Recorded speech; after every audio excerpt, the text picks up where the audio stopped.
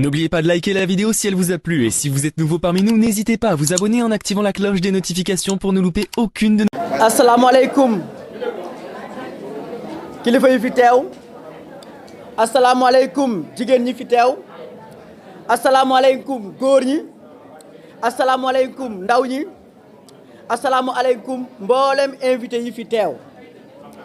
di beral nuyoo journaliste yi fi teew ak yi fi teewul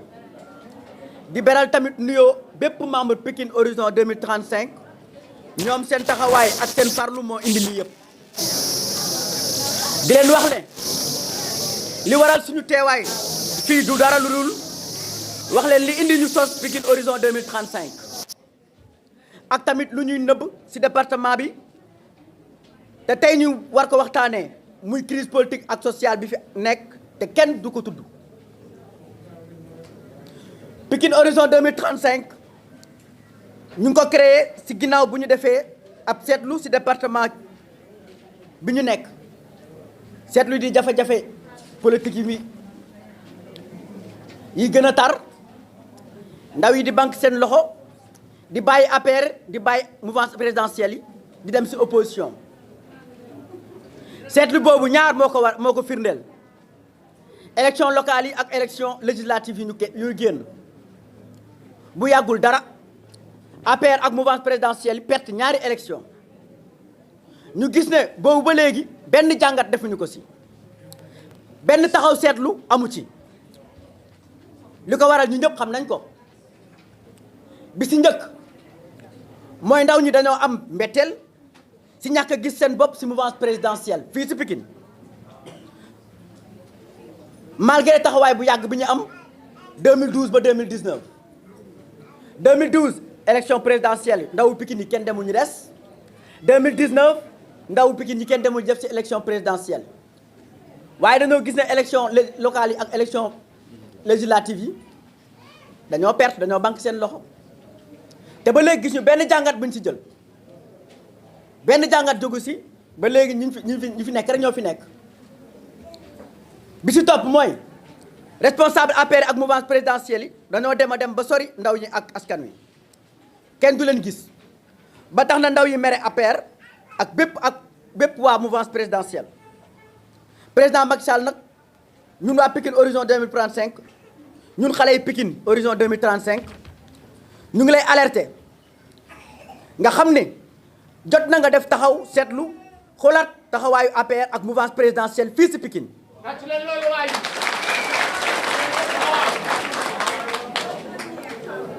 mouvance présidentielle fii ci Pikine tubaab dafa wax lu am solo mu ne ñaar boo gis day am ñett mu ne jamais 203 mu ne ñaar boo gis day am ñett perte nañ ñaari élection mbaa 2024 du nekk bu ñuy pertaat ñetteel bi moom 2024 dañ koy perte suñu jógul ci taxawaay bi ndaw yi am fii nii ñu ngi woo président de la république mu saafara jàngoro ndaw ñi ndax jàpp nañ ne taxawaay bi mu war a am 2024 ndaw ñi ñoo ko koy won fii ci Pikine fii ci Pikine mouvement Pikine Horizon 2035 moo boole ndaw ñi nga xam ne dañoo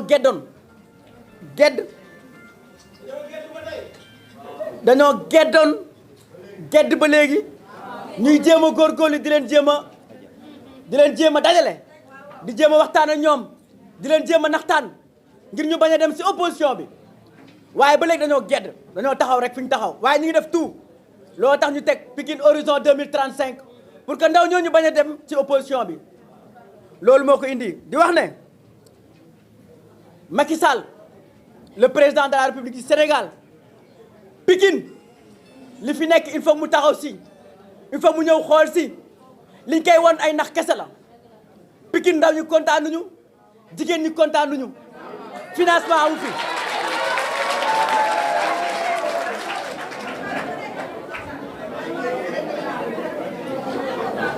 di leen wax ne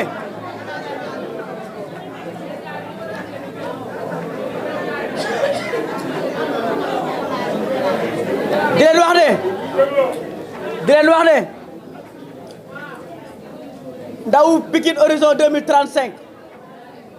taxaw na temm bu ñu gisul lu ñu xam gisuñu fii ak 2024 dara changé fii ci Pikine dinañ jël suñu responsabilité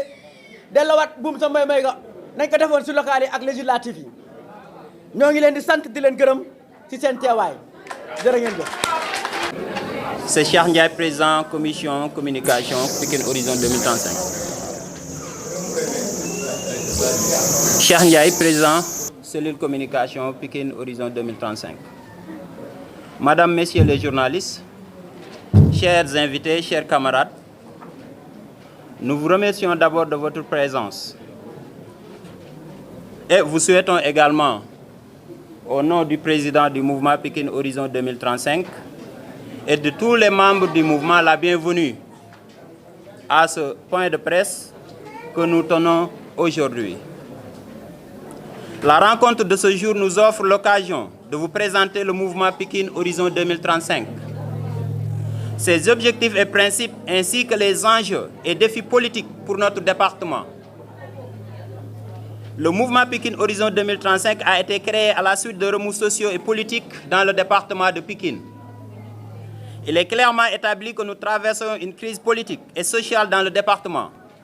car les 2 dernières échéances électorales ont été un échec total pour la mouvance présidentielle et malgré ce signal fort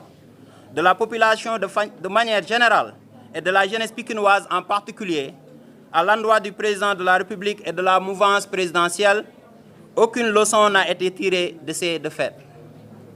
La jeunesse pikinoise se radicalise davantage. De plus en plus de jeunes quittent la mouvance présidentielle pour aller grossir les rangs de l'opposition. Conscient de cette désertion, Pikine Horizon 2035 travaille d'arrache-pied à convaincre, à redonner de l'espoir aux jeunes pour qu'ils demeurent dans la mouvance présidentielle. Pikine Horizon 2035 s'érige en bouclier pour éviter que l'histoire se répète en 2024. Notre leitmotiv est de reconquérir le département de Pikine et maintenir les jeunes dans les girons de la mouvance présidentielle. Nous lançons une alerte au président de la République à l'ensemble de la mouvance que la jeunesse pikinoise est indignée. Indignée par des responsables inaccessibles, indignée par des responsables qui sont loin des préoccupations de la jeunesse, indignée par le taux de chômage des jeunes de Pikine. En revanche, toutes choses égales par ailleurs, si l'indignation a atteint son paroxysme, d'une part, c'est parce que d'autre part, certains responsables de la mouvance présidentielle qui sont à Pikine ont failli à leur noble mission. Les responsables politiques de la mouvance présidentielle, directeurs généraux comme ministres et autres, sont inaccessibles, s'éloignent de plus en plus de la réalité du terrain. Bref, ils se sont embourgeoisés avec l'usure du pouvoir. Le discours est devenu inaudible à l'endroit de la jeunesse. De fait, Pikine Horizon 2035, creusé de la frustration juvénile pikinoise, alerte le président de la République et toute la mouvance présidentielle sur la détérioration des rapports de confiance entre les responsables de la mouvance présidentielle et les jeunes. Pikine risque d'être le bâchon de l'opposition. Enfin, il est de notre devoir et de notre responsabilité, nous jeunesse de Pikine Horizon 2035, d'alerter le président de la République et toute la mouvance avant que l'irréparable ne se produise en 2024. Dit-on souvent, jamais 203. Nous avons perdu 2 élections. Il est probable que 2024 soit la 3e si rien n'est fait d'ici là. Nous vous remercions de votre aimable attention. Merci beaucoup. N'oubliez pas de liker la vidéo si elle vous a plu et si vous êtes nouveau parmi nous, n'hésitez pas à vous abonner en activant la cloche des notifications pour ne louper aucune de nos